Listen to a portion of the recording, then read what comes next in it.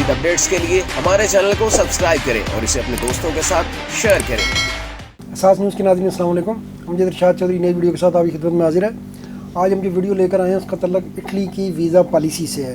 Italy کے وزیر خارجہ نے اس حوالے سے بڑا اہم بیان دیا ہے، اور اٹلی جو جانا چاہتے ہیں، اٹلی کا جو سفر کرنا چاہتے ہیں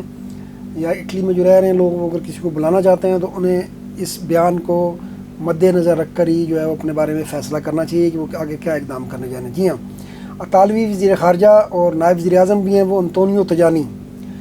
انہوں نے کہا ہے کہ یہ ہمارے کچھ سفارت خانوں میں ویزے دیتے ہوئے بہت نرمی برتی جا رہی تھی،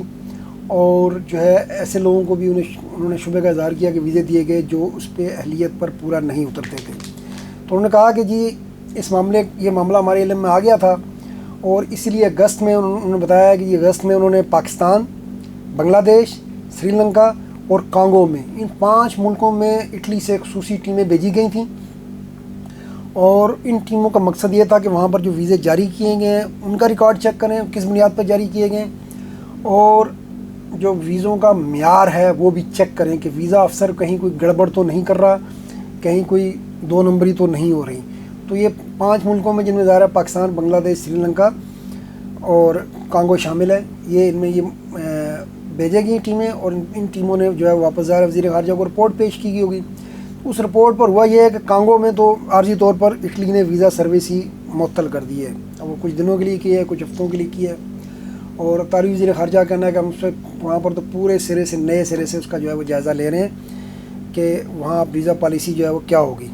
لیکن باقی ملکوں کے لیے بھی انہوں نے کہا کہ ہم نے ویزا پالیسی سخت کر دی ہے۔ انہوں نے کہا کہ جب تک میں وزیر خارجہ ہوں، اچھا باقی سب ملکوں سے مراد سب سے زیادہ یہی ہے کہ پاکستان سمیت یہ جو ہے نا، باقی جو ہے بنگلہ دیش، سری لنکا شامل ہیں، یہ تینوں ملک، ان تینوں کے لیے تو اس کا مطلب ہے کہ لازمی طور پر ویزا پالیسی سخت ہو گئی، کیونکہ یہیں پر وہ ٹیمیں آئی تھیں، اور اس کے مطلب یہی ہے کہ یہیں پر انہیں کچھ اطالوی شکایات ملی تھی کہ یہاں کچھ جو ہے ویزوں کو دینے میں گڑبڑ ہو رہی ہے۔ تو انہوں نے کہا ہے کہ ہم اپنے ویزا آفیسرز کی فراڈ پکڑنے کی صلاحیت بھی بڑھا رہے ہیں تاکہ کوئی 2 نمبر کاغذوں سے ویزا نہ لے سکے، اور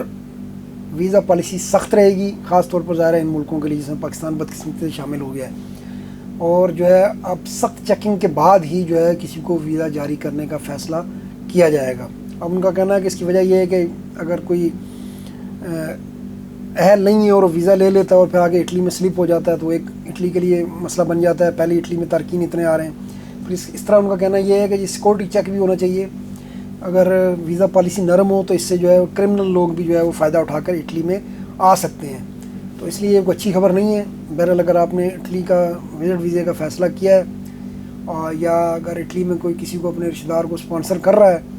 تو اسے یہ اب ذہن میں رکھنا چاہیے کہ اس وقت اٹلی کی ویزا پالیسی جو ہے وہ خاص طور پر پاکستان، بنگلہ دیش اور سری لنکا کے حوالے سے سخت ہو گئی ہے۔ ویسے عمومی طور پر بھی سخت کر دی گئی ہے، لیکن ظاہر ان 3 ملکوں میں تو 4 ملکوں میں انہوں نے ٹیم بھیجی تھی، تو اس کا مطلب یہ ہے کہ ان 4 ملکوں میں ویزا پالیسی زیادہ سخت ہوگی۔ آج کے لیے اتنا ہی، انشاءاللہ پھر ملیں گے، اللہ حافظ۔